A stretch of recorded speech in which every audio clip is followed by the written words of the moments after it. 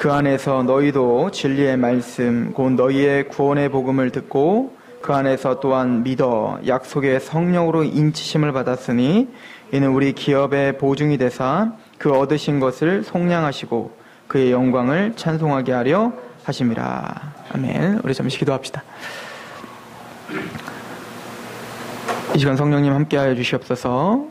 하나님의 말씀이 왕성하게 운동력 있게 우리의 마음을 흔들 수 있게 또 우리의 마음을 인도할 수 있도록 주여 도와주시옵시고 전하는 입술과 듣는 하나님 백성들의 마음을 겸손케 하시옵소서.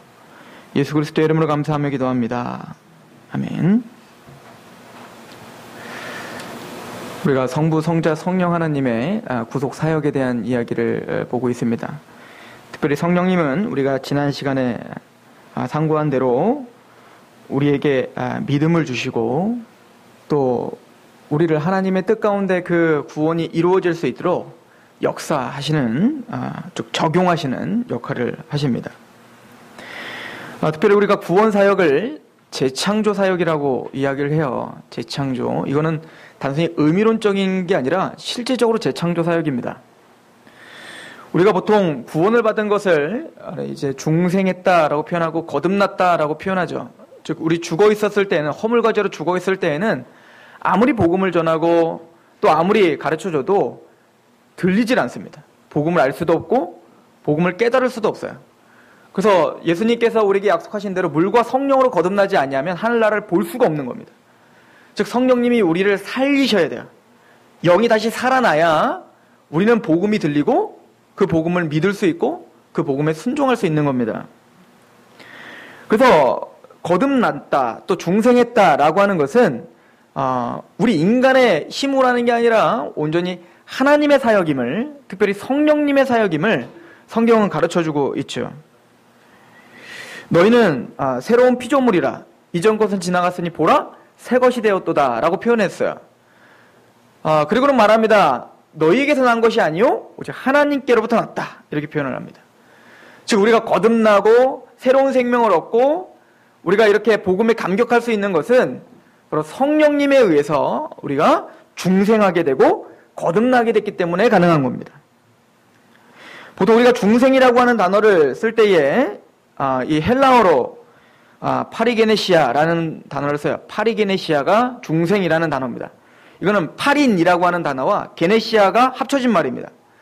파린은 새롭게, 다시 이런 뜻이라면 게네시아는 우리 창세기 할 때 제네시스라고 하잖아요. 그 단어입니다. 그러니까 새롭게 창조됐다, 새롭게 시작됐다 이런 뜻이에요. 시작이라는 단어니까요. 또 새롭게 태어났다 이런 단어입니다. 그러니까 중생, 거듭남이라고 이야기할 때 단순히 어떤 감정적인 문제가 아닌 거예요. 단순히 어떤 지적인 문제가 아니라고. 뭘 깨달았어, 내가 그걸 느꼈어 이런 문제가 아니에요.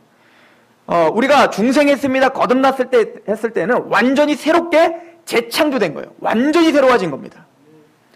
이 얘기는 로마서에 보면, 여러분들 로마서 2장에 오면 우리가 흑암에 권세했던 우리들이었죠. 그래서 죄와 사망의 법에서 생명의 성령의 법이 우리를 해방했다는 겁니다. 즉 우리는 완전히 재창조했다는 얘기는 우리가 죄에 끌려다니고 사망에 끌려다니고 율법에 끌려다녔던 우리가 이제는 생명의 성령님이 우리 안에 새로운 생명을 주셔서 이제는 완전히 새로운 질서가 우리를 지배하게 됐다는 얘기인 거예요. 단순히 나 믿어요 이런 관념을 뛰어넘는 얘기란 말입니다. 뭔가 새로운 통치가 우리에게 임한 거예요. 예를 들어 고려시대가 왕씨의 통치를 받는 시대였다면 이제는 그곳에 완전히 새로운 시대가 시작된 겁니다. 이성계라고 하는 사람을 통해서 이씨의 조선이라는 나라가 새롭게 시작돼요. 이제는 완전히 새로운 통치와 새로운 체계가 그 나라를 지배하고 있는 것처럼 이제는 우리가 옛적에 살았던 그 지배체제가 아니라 하나님의 통치가 우리를 뚫고 들어왔다는 얘기인 거예요. 이게 중생의 의미입니다. 이게 거듭남의 의미란 말이에요. 그건 단순히 내가 그냥 느꼈다, 믿었다 이런 얘기가 아니라 우리의 삶 전체를 완전히 뒤바꾸는 얘기란 말이에요. 재창조. 성령님이 하시는 것입니다. 처음에 아무것도 없었던 흑암 가운데 있었고 그리고 질서가 없이 혼돈하였다라고 합니다. 그런 질서 없이 혼돈하였던 그 시대에 성령님이 이제 운행을 하십니다. 그리고 하나님이 빛이 있으라 했던 빛이 있고 이제는 일월성신이 있으라 하면 일월성신이 있는 거예요. 즉 하나님의 말씀이 그 혼돈 가운데 말씀이 선포되니까 그 수면에 운행하는 성령님이 어떻게 하는 거예요? 새롭게 하는 회복의, 즉 질서, 코스모스가 열리더라는 겁니다. 질서가 잡힌 뭔가 우주의 체계가 잡히더라는 겁니다. 마찬가지로 우리는 사단과 죄가 우리를 끊임없이 주장하고 이제는 아무 비판 능력 없이 나의 이기심과 나의 탐욕과 나의 것, 나의 나라를 위해서 살았다면 이제는 성령님이 우리 안에 새롭게 하셔서 이제는 우리는 그것이 얼마나 죄인 거를 깨닫는 겁니다. 아, 세상적으로 승리하는 거, 세상적으로 잘 먹고 잘 사는 거, 그냥 그것만이 승리가 아니라 어찌 보면 그거는 어둠이었구나를 깨닫는 겁니다. 그리고는 하나님의 나라, 하나님의 통치, 하나님의 율법, 하나님의 법이 내 마음을 주장하기 시작하는 거예요. 이걸 우리는 거듭남이라고 이야기하는 거예요. 거듭남. 그래서 예수님은 말합니다. 너희가 진실로 진실로 너희에게 이르노니 물과 성령으로 거듭나지 않냐면 하나님 나라에 갈 수 없다. 즉 하나님의 나라에 갈 수 있는 사람은 이미 이 땅에 살면서 이 땅에서 하나님의 통치가 임한 사람이어야 된다는 얘기인 거예요. 베드로전서 1장 23절은 그래서 너희가 거듭난 것은 썩어질 씨로 된 것이 아니라 즉 우리 육체의 어떤 열심과 이 땅의 어떤 썩어질 것으로 이 땅의 것으로 되는 게 아니라 오직 살아있는 하나님의 말씀으로 되었느니라. 즉 너희에게 전한 이 복음이 이 말씀이니라. 즉 하나님의 복음이 우리에게 선포됐을 때 성령님이 우리에게 새롭게 하심으로 그 말씀이 깨달아지고 그 복음에 순복하게 되는 거예요. 이거는 기적입니다. 그래서 우리는 구원을 기적이라고 이야기하는 거예요. 데살로니가전서 1장 5절도 말하죠. 너에게 전한 이 복음이 말로만 너에게 임하는 게 아니다. 즉 우리가 선포하는 예수 그리스도가 왕이십니다. 예수님이 그리스도이십니다. 그런데 그분이 당신을 위해서 십자가에 죽으신 유대의 왕이십니다. 라고 하는 이 메시지와 그 사실을 믿는 것은 단순히 말로만 선포되는 게 아니라 거기에 능력이 임하는 겁니다. 죄사함의 능력이요. 하나님의 권능의 능력이 임하는 것이고 거기에 성령이 함께 하시니 큰 확신이 임하더라. 즉 그 말씀이 믿어지는 겁니다. 내가 이 땅의 주인, 나는 내 주먹을 믿고 살았던, 내가 주인인 줄 알고 살았던 사람들이 아니군요. 내 인생의 주인은 하나님이셨군요. 내 인생의 주인은 나를 위하여 십자가에 죽으신 예수 그리스도가 나의 주인이셨군요. 이걸 인정하게 되는 거예요. 그죠? 그리고 그거에 확신이 생기는 것입니다. 이게 거듭남입니다.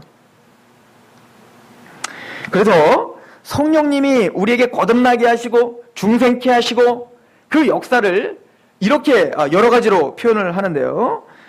우리 고린도 후서를 한번 가보시겠습니까? 고린도 후서 1장 21절입니다. 고린도 후서 1장 21절.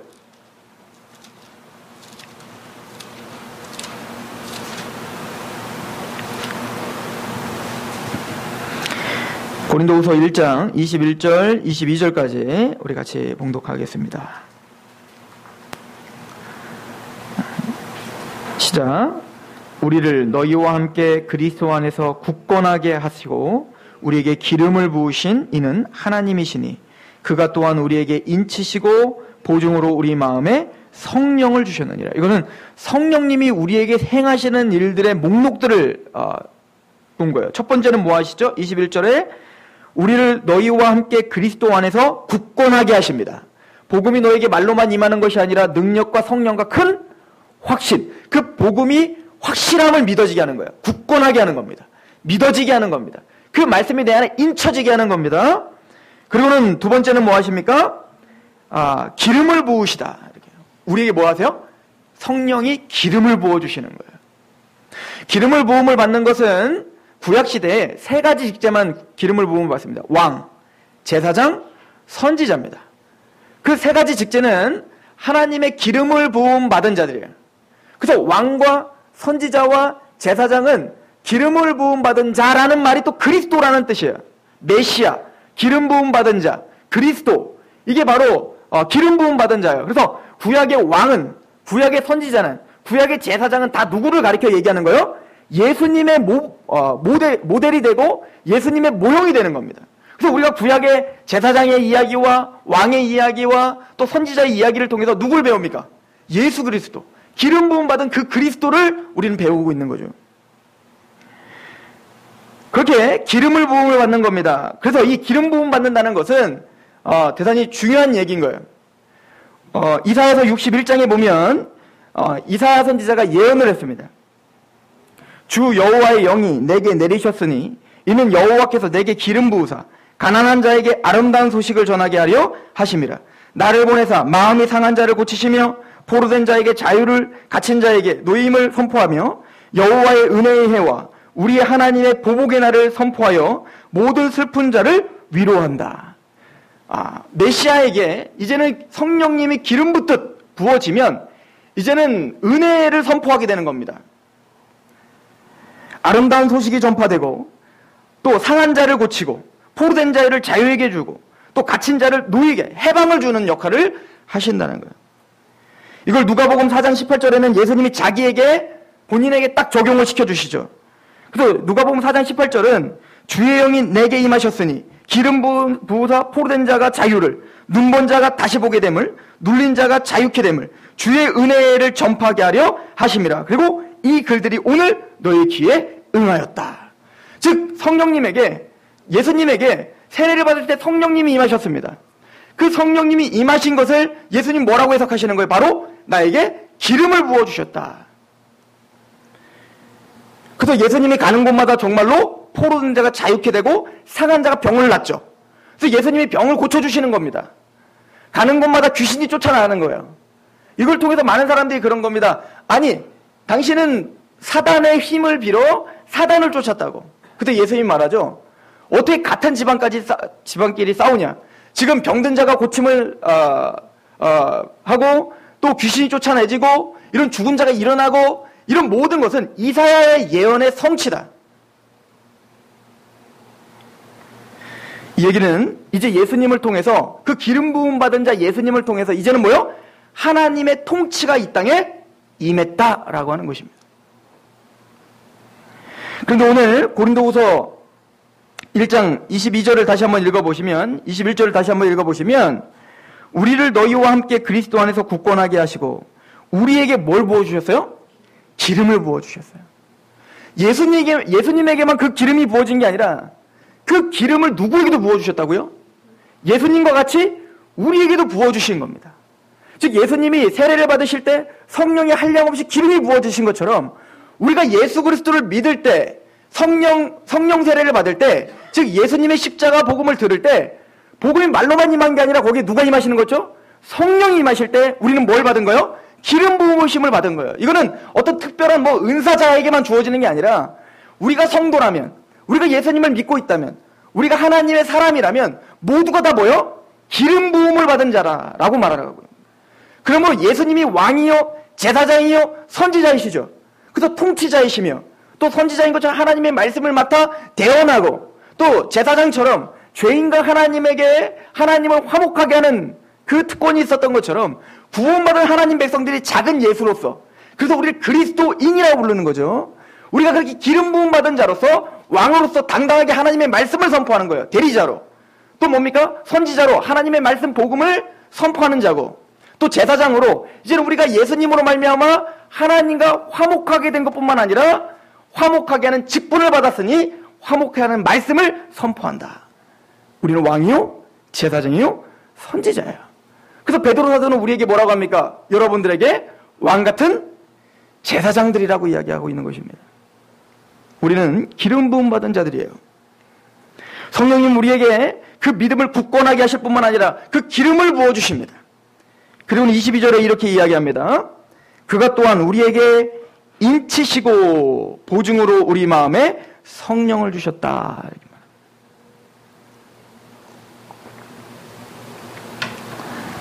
오늘 본문의 아주 중요한 메시지죠. 인치시고 보증으로 성령을 주셨다라고 하는 거예요. 요한일서 2장 20절에 너희는 거룩하신 자에게 기름 부음을 받아 모든 것을 아느니라. 여러분들이 예수 그리스도를 아십니까? 하나님을 아십니까? 여러분들이 예배의 중요성을 아십니까? 여러분들이 찬양하는 이유를 아십니까? 그렇다면 여러분은 이미 기름 부음 받은 거예요. 기름 부음을 받고 그 영적인 하나님의 진리들을 알았다라고 이야기해요. 성령님의 은혜로 우리는 그렇게 하나님의 말씀을 깨닫는 자가 되었다라고 이야기하는 겁니다. 그걸 이거를 중생, 거듭남이라고 말하는 거예요. 구약 성경에는 이 중생, 거듭남을 마음의 할례라고 표현합니다. 마음의 할례. 그럼 마음의 할례를 받은 자는 어떻게 되는 거죠? 예전에는 하나님의 법을 싫어했고 이기적인 내 욕심대로 살았던 자가 중생하여 성령님의 기름 부으심을 받아 중생하여 우리가 마음의 할례를 받으면 어떻게 됩니까? 신명기 30장에 나오죠. 너희는 마음의 할례를 받고 마음을 다하고 뜻을 다하고 목숨을 다하여 주 너희 하나님을 어떻게 하라? 사랑하라. 이 통치가 시작되는 거예요. 중생한 사람은 하나님을 마음을 다하고 뜻을 다하고 목숨을 다하여 사랑하는 사람이 되는 겁니다. 이게 중생한 자의 열매예요. 그리고는 그 마음의 할례를 조금 더 이렇게 구체적으로 설명합니다. 우리 신명기를 한번 가보세요. 신명기 6장입니다. 신명기 6장은 이스라엘 백성들에게 대단히 중요한 성경이에요. 이스라엘 백성들 어린아이들을 양육할 때 이것부터 암기하게 하는 말씀입니다. 신명기 6장입니다. 쉐마법전이라고도 부르는 말씀인데요. 6장 4절부터 보겠습니다. 이스라엘아 들으라. 우리 하나님 여호와는 오직 유일한 여호와시니 너는 마음을 다하고 뜻을 다하고 힘을 다하여 내 하나님 여호와를 어떻게 하라? 사랑하라. 이게 뭐라고요? 마음의 할례입니다. 중생입니다. 구원을 받은 자는 너희는 이렇게 마음을 다하고 뜻을 다하고 목숨을 다하여 주 너희 하나님을 어떻게 하라? 사랑하라. 이게 가장 중요한 메시지예요. 그러면 그렇게 하나님을 사랑하면 어떻게 하랍니까? 6절 같이 한번 읽어봅시다. 시작. 오늘 내가 내게 명하는 이 말씀을 너희 마음에 어떻게 하고? 새기고. 마음에 그 말씀을 새겨야 돼요. 하나님의 율례를, 하나님의 말씀을 내 마음에 새기는 겁니다. 그 마음을 다해 하나님을 사랑하니까 당연히 그 하나님의 말씀을 마음에 새기게 되죠. 그 말씀을 읽어야죠. 말씀을 묵상하죠. 베드로전서 1장에 보면 너희가 거듭난 것이 썩어 실수로 된 것이 아니라 썩지 아니할 실로 돼서 살아있는 하나님의 말씀으로 되었느니라 라고 하고 2장 1절엔 바로 뭐라고 하죠? 그렇게 거듭난 사람은 순전한 젖을 사모한다. 말씀을 사모한다는 얘기인 거예요. 정말 중생한 사람은 반드시 나타난 열매가 있는 첫 번째 예배가 회복됩니다. 왜요? 주 너희 하나님을 사랑하니까. 하나님을 사랑하기 때문에 하나님을 찬양하고 하나님을 경배할 수밖에 없어요. 나를 구원시켜 주신 예수 그리스도 때문에. 두 번째는 말씀을 사모합니다. 왜요? 하나님이 날 사랑했기 때문에 하나님의 뜻이 무엇인지 하나님의 나에게 원하시는 그 삶의 원리가 무엇인지를 마음에 새기고 싶어합니다. 신령한 젖을 사모한단 말이에요. 이건 누가 시켜서 되는 게 아니에요. 어린아이가 막 태어나면 누가 시키지 않아도 배우지 않아도 미친 듯이 엄마의 젖을 찾아 헤매는 것처럼 우리 구원을 받았다는 것은 거듭났다는 것은 그 하나님의 말씀을 사모하게 되는 것. 이건 당연한 열매인 것이죠. 그래서 주 너희 하나님을 사랑한다면 너희 마음에 새기라 라고 말합니다. 마음이죠. 그럼 7절, 우리 8절인데요. 같이 한번 읽어보겠습니다. 시작. 너는 또 그것을 내 손목에 매며 기호를 삼으며 내 미간에 붙여 표를 삼아라. 이게 뭐죠? 내 손목에 하나님의 말씀을 붙이고 내 미간에 뭐하라? 하나님의 말씀을 붙이라는 거예요. 그래서 유대인들은 랍비들은 특별히 이렇게 빵모자 같은 거 쓰고 이거 딱 벗기면 여기에 정말로 율법을 적어가지고 이렇게 달고 다녀요. 하나님이 정말 그걸 원하시는 걸까요? 그냥 성경 찢어갖고 여러분들 여기다 붙이고 다니면 되는 거예요? 하나님이 진짜 원하시는 건 뭡니까? 너희가 진짜 나를 사랑한다면 하나님의 율례를 마음에 새기고 손에 새기라는 건 뭐예요? 너의 삶을 그렇게 살아라는 거예요. 그걸 순종하라는 얘기인 겁니다. 하나님의 말씀을 마음에 새긴 자는 너의 손으로 그걸 행하라는 겁니다. 미간에 붙이는 건요. 모든 가치관과 모든 세계관과 모든 생각이 어디 집중되라는 거예요. 너희가 정말 사랑하는 하나님의 말씀에 집중하고 하나님의 말씀이 너를 통제하게 하라라는 거죠. 즉 뭐요? 마음에 새기고 이마에 새기고 손에 새기는 것, 지정의 모든 것, 전 인격이 하나님의 말씀에 맞춰지게 하라. 이게 뭐요? 마음을 다하고 뜻을 다하고 너희 하나님을 사랑한 열매인 거예요. 즉 거듭난 자의 특징인 겁니다. 저는 우리 귀한 성도들이 그런 특징이 있길 소망합니다. 이거는 억지로 되는 것이 아닙니다. 이건 성령님이 일으키는 사역인 거예요. 성령님이 우리를 새롭게 한다면 당연히 예배를 사모합니다. 왜? 그를 사랑하니까. 성령님이 우리를 회복한다면 당연히 말씀을 사모합니다. 왜? 그 말씀의 귀중함을 아니까. 그 말씀으로 사고하려고 합니다. 주께서 기뻐하신 것 무엇인가 시험해보라. 이게 에베소서의 말씀이죠. 그 말씀을 준행하고자 합니다. 에스라가 말합니다. 나는 여호와의 율례를 연구하고 준행하며 가르치기로 결심했다. 왜요? 주 너희 하나님을 사랑하기 때문에 그렇습니다. 이게 거듭남의 특징입니다. 제가 이걸 설명하는 이유는 뭐냐면 성령님이 우리를 거듭나게 하사 마음의 할례를 주실 뿐만 아니라 인쳐주신다고 했어요. 인친다는 말은 확증한다, 인친다, 봉한다, 입맞는다. 이 말이 다 똑같은 말이에요. 우리 오늘 에베소서 1장 말씀을 한번 가보십시오. 에베소서 1장 13절 다시 한번 가보세요.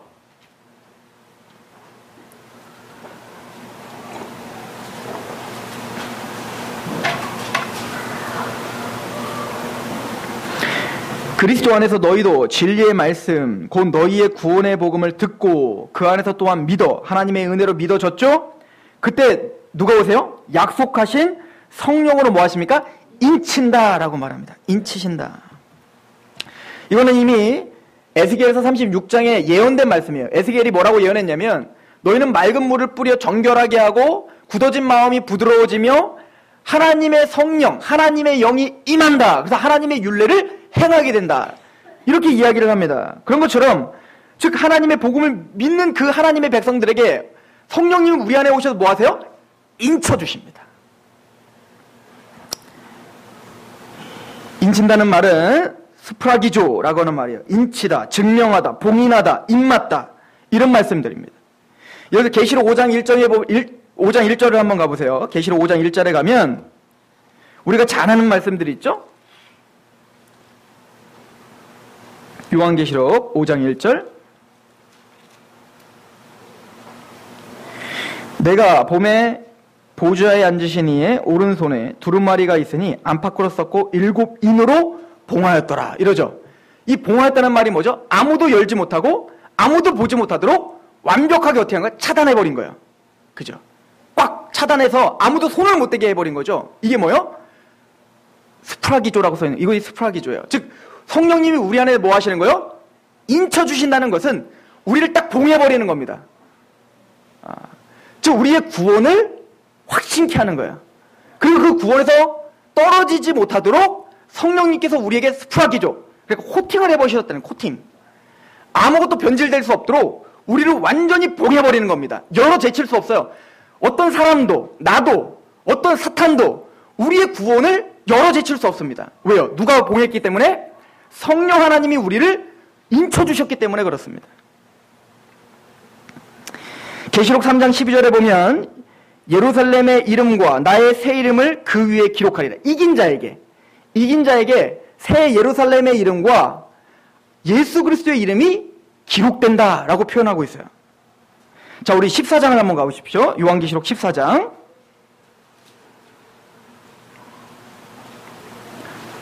좀 어려운 감이 있더라도 이 말씀을 여러분들이 이해할 때 큰 은혜가 있을 줄 믿습니다.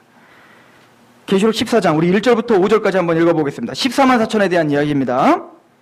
시작. 또 내가 보니 보라 어린 양이 시온산에 섰고 그와 함께 14만 4천이 서 있는데 그들의 이마에는 어린 양의 이름과 그 아버지의 이름을 쓴 것이 있더라.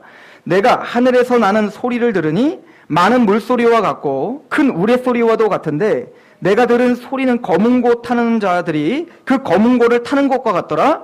그들이 보좌 앞과 내 생물과 장로들 앞에서 새 노래를 부르니 땅에서 속량함을 받은 14만 4천 밖에는 능히 이 노래를 배울 자가 없더라. 이 사람들은 여자와 더불어 더럽히지 아니하고 순결한 자라. 어린 양이 어디로 인도하든지 따라가는 자며 사람 가운데서 속량함을 받아 처음 익은 열매로 하나님과 어린 양에게 속한 자들이니 그의 입에 거짓말이 없고 흠이 없는 자이들. 자, 지금까지 제가 설명한 얘기를 종합적으로 한번 들어보세요. 지금 14만 4천의 특징은 이마에 인침을 받았다, 임맞았다라고 합니다. 이게 스프라기조예요. 성령님이 우리 마음판에 복음을 듣고 믿었을 때 성령이 인쳐주셨다 할 때 그 단어랑 동일한 단어입니다. 즉, 이 14만 4천은 바로 이 성령의 인침을 받은 거예요. 근데 어디에 인침을 받아요? 이마에 인침을 받은 겁니다. 이마에 누구의 이름이 써 있어요? 어린 양의 이름과 그 아버지의 이름, 하나님의 이름이 인쳐져요. 이건 무슨 얘기죠? 하나님의 사람이라는 인인 거예요. 하나님의 통치가 있는 자의 인인 겁니다. 여러분들 신들러 리스트라고 하는 영화를 보셨는지 모르겠는데, 이제 그 2차 세계대전 때 독일이 유대인들을 이제 대학살을 하러 아우슈비츠 수용소로 끌고 갈 때, 이것을 뒤늦게 알았던 이제 그 신들러라고 하는 사람이 유대인들을 건져내는 일들을 합니다. 그래서 자기의 전 재산을 털어서 돈으로 다 사람을 사는 거예요. 신들러의 사람이 되면 이제 독일의 사장의 사람이 되니까 독일 사람이 그 유대인이라 할지라도 건들 수가 없는 겁니다. 그래서 돈을 주고 유대인들을 한 사람 한 사람 사는 겁니다. 처음에는 이기적인 자기의 사업의 목적으로 싸니까 유대인들이 싸니까 이기적인 목적으로 했지만 그렇게 한 사람 사올 때마다 한 생명이 살아난다는 걸 알고 신들러가 이제는 어떻게 하냐면 자기의 전 재산을 털어서 이제는 그 모든 유대인들을 살 수 있는 대로 사는 거예요. 그런데 그렇게 신들러의 사람들이라고 하는 칭함을 받은 사람들은 살아나는데 그 여자 신들러 사람들이 이제는 유대인들이 기차가 신들러의 고향으로 와야 되는데 그게 수용소로 잘못 가게 된 거예요. 근데 신들러는 그걸 뒤늦게 알고 그 신들러의 일을 맡아 하는 그 유대인에게 시켜서 나의 사람들을 찾아오라 하고 신들러의 사람들의 명단을 줍니다. 그리고 그 명단을 가지고 그 사람들을 찾으러 가는 거예요. 갔더니 이제는 이름을 부르는 겁니다. 누구 이름을 막 부르면 그 사람들이 나오는 겁니다. 그 사람들에게 빨간 페인트로 막 칠해주는 거예요. 빨간 페인트로 막 칠해줍니다. 그러다 보니 사람들이 이제 소문이 날 거 아니에요. 드디어 기차가 떠나갈 때쯤 그 빨간 페인트로 표시를 한 사람들은 다 뭐예요? 신들러의 사람이고 그 사람들은 이제는 죽음의 수용소로 가는 게 아니라 평안의 신들러의 고향으로 가는 것을 뒤늦게 한 사람들이 어떻게 하죠? 자기도 가겠다고 막 사람들이 막 뛰쳐나오는 겁니다. 그럴 때 철저하게 어떻게 하죠? 그 페인트 칠을 한 사람들만 어떻게 해요? 끄집어내는 겁니다. 아무리 열심을 다하고 열정을 다해도 이 페인트 칠이 칠한 사람, 즉 신들러 사람이란 표시가 있는 사람들과 뭡니까? 신들러의 고향으로 데려갈 수 있는 거예요. 마찬가지로 하나님은 하나님의 사람들이 우리에게 이 땅에서 믿는 사람이나 믿지 않는 사람이나 별반 다른 것이 없어서 사는 것 같지만 그렇게 성령의 인치심이란 바로 그 표를 받은 거예요. 하나님 마지막 때에, 마지막 심판 때에 하나님의 사람이란 그 표, 즉 6월절이죠. 문설주에 어린 양의 피가 말라진 것처럼 성령님은 예수님의 복음의 피를 우리 마음판에 묻혀준 겁니다. 그래서 이제 마지막 최종적인 심판이 올 때 그 하나님의 사람, 예수 그리스도의 사람, 이마에 어린 양과 하나님의 이름이 인쳐진 그 피가 묻어진 사람들은 어떻게 되는 거예요? 구원함을 받는 것입니다. 그 확증, 변화될 수 없는 그 확증이 뭐냐면 성령의 인치심이라고 하는 거예요. 우리 에스겔서 한번 가보세요. 에스겔서.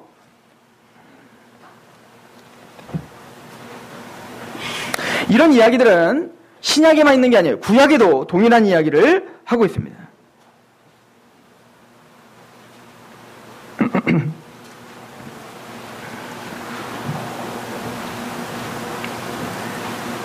(9장입니다) 에스겔서 9장 2절이에요. 에스겔서 9장 2절부터 6절까지 제가 한번 볼게요. 내가 보니 6사람이 북향한 윗문 길로부터 오는데 각 사람의 손에 죽이는 무기를 잡았고 그 중에 한 사람은 가는 베옷을 입고 허리에 서기관에 먹그릇을 찼더라. 그들이 들어와서 놋제단 곁에 섰더라. 그룹에 머물러 있던 이스라엘 하나님의 영광이 성전 문지방에 이르더니 여호와께서 그 가는 베옷을 입고 서기관에 먹그릇을 찬 사람을 불러 여호와께서 이르시되 너는 예루살렘 성읍 중에 순행하여 그 가운데에서 행하는 모든 가증한 일로 말미암아 탄식하며 우는 자의 이마에 표를 그리라 하시고 6절입니다. 늙은 자와 젊은 자와 처녀와 어린아이와 여자를 다 죽이되 이마에 표 있는 자에게는 가까이 하지 말라. 모두가 죽어야 됩니다. 근데 오직 누구만 죽이지 말라? 이마에 표를 한 사람만 죽이지 말라는 거예요. 근데 이 사람들의 특징이 뭐라고요? 우리 한번 같이 한번 다시 읽어보겠습니다. 우리 4절 시작. 여호와께서 이르시되 너는 예루살렘 성읍 중에 순행하여 그 가운데에서 행하는 모든 가증한 일로 말미암아 탄식하며 우는 자의 이마에 표를 그리라. 어떤 사람? 가증한 일로 말미암아 탄식하여 우는 자. 왜일까요? 성령님이 함께 하시니 마음의 할례를 받고 마음을 다하고 뜻을 다하고 목숨을 다해 하나님을 사랑하게 되니까 하나님의 율례를 사랑하게 됐습니다. 그런데 이 세상의 원리는, 또 나의 삶의 원리는 다 하나님의 원리가 아니라 가증한 원리더라는 겁니다. 그것 때문에 내가 우는 거예요. 심령이 가난한 자는 복이 좋을 것이다. 애통하는 자에게는 복이 있나니 그가 위로를 받을 것이다. 즉 하나님의 원리가 아닌 내 이기적인가 내 욕심 가운데 사는 나, 편하려고만 하는 나, 먼저 그의 나라와 그의 의를 구하지 못하는 나, 이것이 미운 겁니다. 왜요? 하나님을 사랑하기 때문에, 거듭났기 때문에, 이제는 알기 때문에, 보기 때문에 그 사람들은 표에 이마에 표를 한 사람들인 거예요. 이게 14만 4천 원들입니다. 이거를 따라하는 자가 있죠. 그게 사탄이었던 거예요. 그래서 계시록 14장에 14만 4천 이마에 어린 양과 하나님의 표가 있는 그 인침, 성령의 인침받은 자를 따라한 것이 요한계시록 13장의 666인 거예요. 사단의 표, 짐승의 표가 있는데 이마와 손목에 표를 받더라는 거죠. 왜죠? 사단의 생각, 세상의 생각, 이 세상의 가치관이 지배하는 사람인 거예요. 그리고 그 행위가 다 그 세상의 가치관에 지배를 당하는 행함을 하는 겁니다. 하나님의 사람이 아니에요. 거듭난 게 아니에요. 새로운 시대, 새로운 창조가 일어난 사람이 아닌 겁니다. 그 대악마가 14만 4천 인침받은 자, 마음의 할례를 받은 자, 성령의 인침을 받아 그렇게 하나님을 사랑하며 예배자가 된 자, 하나님의 말씀을 사모하는 자, 이게 구원받은 자죠. 저는 여러분들이 저와 함께 하나님의 복음으로 인침받았다고 믿습니다. 복음이 여러분들에게 말로만 임한 게 아니라 거기에 능력이 임했고 거기에 성령님이 함께 하심으로 복음에 확신이 있는 줄 믿습니다. 그래서 하나님을 정말 마음을 다하고 뜻을 다하고 사랑하여 예배하는 자인 줄 믿습니다. 그래서 하나님의 말씀을 연구하고 사모하는 것이 우리의 기쁨이요, 우리의 영광이요, 특권인 걸 알아. 그렇게 하나님의 원리대로 살고 싶고 그렇게 살지 않는 내가 가증스러워 보여 우는 자인 줄 믿습니다. 그렇게 애통하며 하나님 말씀 앞에 하나님 나라를 우리 마음에 세울 뿐만 아니라 이제는 기름을 하나님의 영이 임하시니 이제 아름다운 소식을 전하는 사람처럼 우리는 왕같은 제사장이 되어 우리 기이한 빛에 들어가게 하신 그 하나님의 아름다운 덕을 선포하는 교회입니다. 우리 인침받았고 하나님의 구원에 동참한 자들입니다. 그 예배가 회복되며 그 하나님의 말씀 앞에 더 열정을 내며 우리의 삶이 변화되는 저와 여러분 되기를 축원합니다. 기도하겠습니다. 성령 하나님이 살아계셔서 우리 마음의 재창조의 역사를 하셨는 줄 믿습니다. 아무런 비판 능력 없이 세상의 가치관대로 살았던 우리의 마음이 이제는 예수 그리스도께로 하나님의 나라로 돌이켜졌고 회심하였으며 하나님의 뜻 가운데 넘어지고 또 쓰러지는 우리의 삶을 바라보며 애통하며 하나님의 뜻이 우리에게 이루어지기를 원하는 날마다 주님이 가르쳐준 기도를 하는, 그래서 하나님의 뜻이 이루어지고 하나님의 나라가 내 마음에 이루어지기를 원하는 그런 하나님의 사람들이 되었습니다. 주여 이 교회를 붙잡아 주시옵소서. 이 교회에 소속된 하나님의 백성들을 기억하여 주시옵소서. 그게 성령님의 강력한 역사로 우리가 하나님을 더욱더 사랑하는 자가 되게 하여 주시고 그 사랑의 깊이와 높이와 그 어떠하심을 깨달아 하나님께 나아갈 때마다 우리의 삶이 변화되며 하나님에 대한 그 헌신과 그 열정이 더욱더 배가 되게 주여 도와 주옵소서. 우리를 인쳐주신 여호와 하나님을 찬양하며 성령님께 영광을 돌리우며 예수 그리스도의 이름으로 감사하며 기도합니다. 아멘.